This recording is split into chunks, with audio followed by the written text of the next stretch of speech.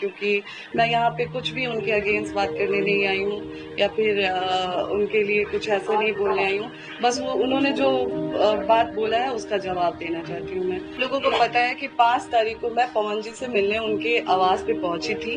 वहाँ पे जब मैं पहुंची तो वहाँ पे कोई पुलिस, जैसा कि उन्होंने बोला था कि पहले से ही पुलिस वहाँ पे उनके भाई द्वारा बोला गया था कि वहाँ पे पहले से ही प्रशासन वहाँ पे थी, तो ऐसा कुछ नहीं था। मैं जब वहाँ पे पहुंची तो पहले हम लोगों ने गार्ड से पूछा, तो गार्ड ने ही हमें मना कर दिया कि नहीं, आपको ऊपर जाना अलाउ नहीं है, मना किया गया है। फिर जब हमने उनसे पूछा, उतनी देर में प्रशासन आती है, प्रशासन द्वारा बोला जाता है कि आप थाने चलिए, थाने बैठ के बात होगी। मैंने बोला, जब मेरे पहुंचने के बाद प्रशासन बुलाई गई।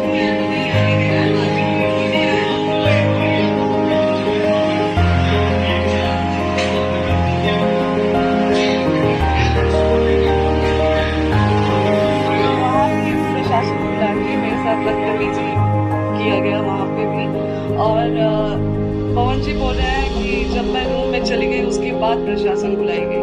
और ऋतिक जी कह रहे हैं कि हम लोगों ने पहले से प्रशासन सुबह से ही वहाँ पे प्रेजेंट थी।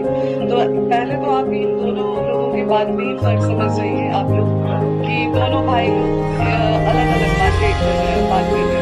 और दूसरी बात कि चुनाव को लेके इतना आप गिरे, तो चुनाव को लेके मैंने उसके बाद एक वो डाला कि अगर आप स्वीकार करते हैं तो मैं आगे चुनाव लड़ने के लिए मना कर रही हूँ और मैं चुनाव नहीं लड़ूंगी।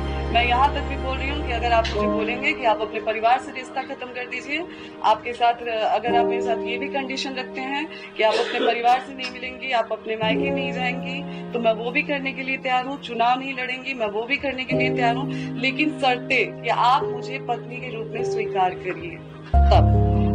और चुनाव की बात, तो आप लोग ही बताएं कि 15 साल से पार्टी में स्टार प्रचारक के रूप में पवन जी ने काम किया है। 15 साल में उन्होंने अपने लिए टिकट नहीं, वो खुद के लिए टिकट नहीं ले पाए, तो मैं किस मुंह से जाऊंगी उनसे ये कहने कि आप हमें टिकट दिलाइए भाजपा से। मेरा ये सवाल है कि किस मुंह से आखिर मैं जाऊंगी। पहले वो अपने लिए तो टिकट ले लें, फिर तो वो हमें दिलाएंगे। जो 15 साल में कार्यकर्ता के रूप में काम किए पार्टी में, फिर भी उनको पार्टी के द्वारा टिकट नहीं मिला, तो वो हमें टिकट क्या दिलाएंगे।